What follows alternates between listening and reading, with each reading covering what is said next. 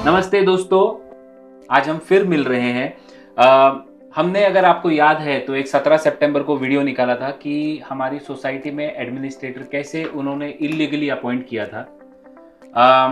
आपको जान के खुशी होगी कि हाई कोर्ट से हमें राहत मिल चुकी है एंड सोसाइटी ये केस जीत चुकी है।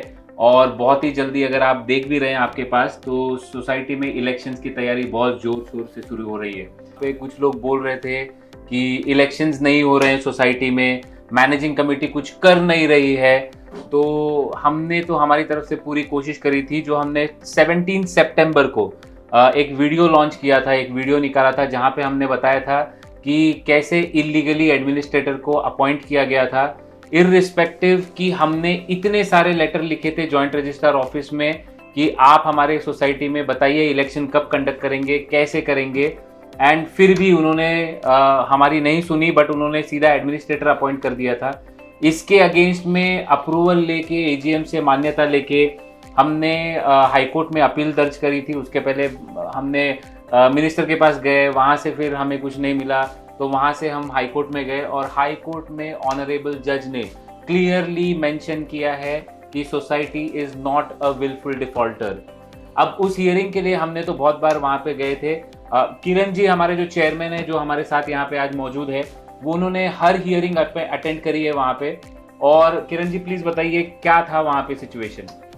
पत्की जी सही कहा कि ये जो सफ़र है मीन्स अगस्त से लेके जनवरी 17 तक 5 महीने के सफ़र रहा है। और 5 महीने के सफ़र में हमने काफ़ी कुछ चीज़ें जो हमें लग रहा था कि ये इलेक्शन कंडक्ट करवाने के लिए कोई एडमिनिस्ट्रेटर का अपॉइंटमेंट बिल्कुल नहीं हुआ है, ठीक है ना। ये सिर्फ और सिर्फ एडमिनिस्ट्रेटर बिठा के यहाँ पे परमानेंटली इनके कंट्रोल में एडमिनिस्ट्रेटर रहे, उस परिस्थिति में सोसाइटी लाने की उनकी मंशा थी पूरी।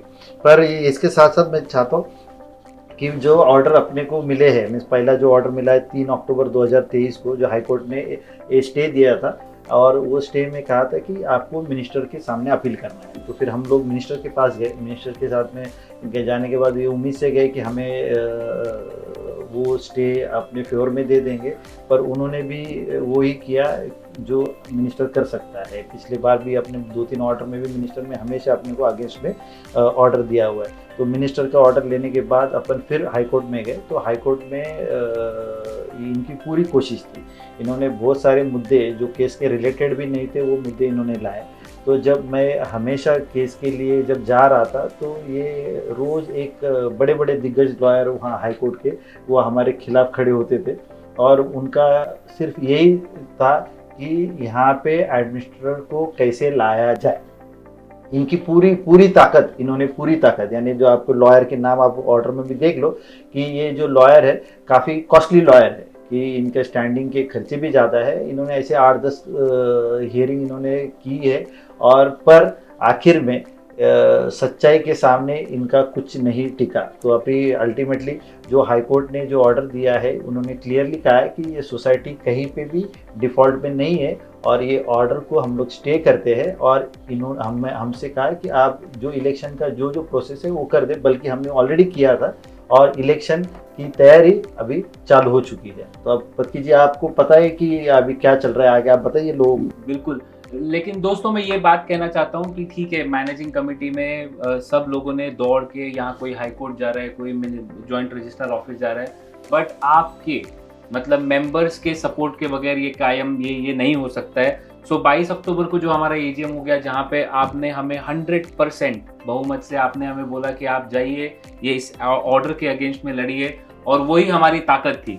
और आज इसीलिए हमारी सोसाइटी में इलेक्शंस हो पा रहे हैं, जहाँ पे इतना ही नहीं, हम देख भी पा रहे हैं कि बहुत सारे लोग जो ये पहले कहते थे कि मैनेजिंग कमेटी इलेक्शन नहीं लगाना चाहती है, या मैनेजिंग कमेटी की इच्छा ही नहीं है कि वो इलेक्शन करवाएं, वो आज जा रहे हैं जॉइंट रजिस्ट्रार ऑफिस में, जहाँ पे वो बहुत सारे कंप्लेंट्स डाल रहे हैं कि कैसे उसको रोका जाए और कैसे फिर से एडमिनिस्ट्रेटर को लेके आया जाए। किरण जी क्या लगता है, एडमिनिस्ट्रेटर आएगा तो सोसाइटी के लिए क्या क्या अच्छा होगा?